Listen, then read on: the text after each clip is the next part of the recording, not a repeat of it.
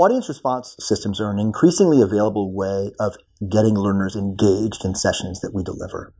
There's some great ways of using them, some not so great ways. I'm going to spend the next few minutes talking about both of those. The most common way of using an audience response system is to teach something and then to ask a question at the end. Did you learn it? Second most common is to actually ask a question up front about what you're going to teach, and then when they don't get it right, teach it to them. These are easy, but there are challenges with both of these things. What if the audience didn't get the question right after you taught to them? You going to spend that time and teach it again? If not, there was no point in asking the question.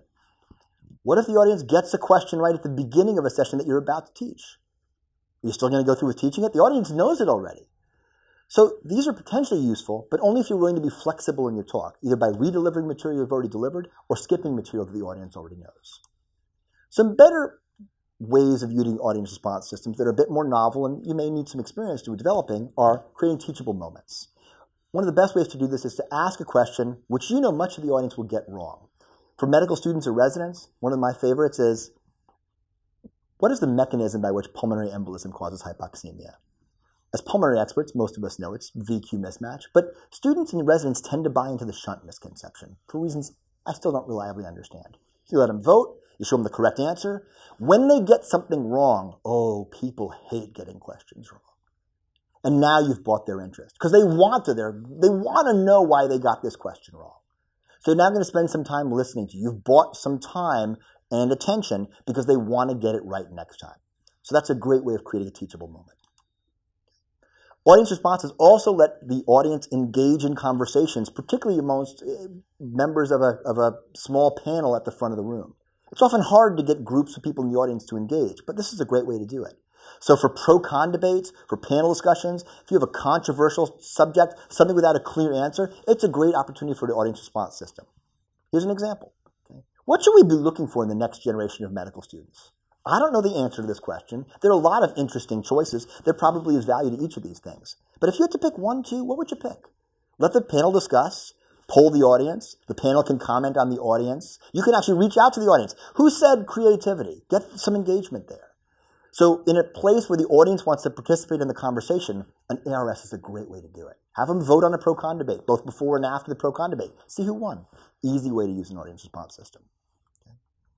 What about cognitive biases? When people just sit and passively listen to a lecture, you're not forcing them to commit to anything. But what if you do force them to commit to something? Okay. Here's a good palliative care question.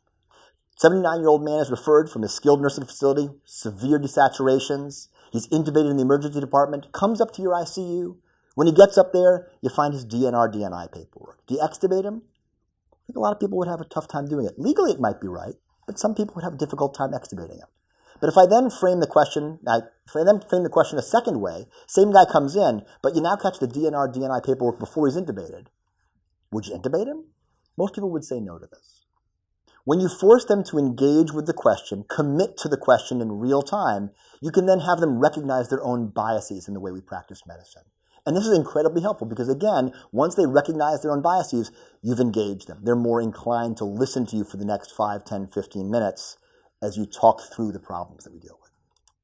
Okay. Last thing that's an advantage to an ARS, but this requires pretty good buy-in from your faculty, is it allows your faculty to be agile teachers. So you pose a question.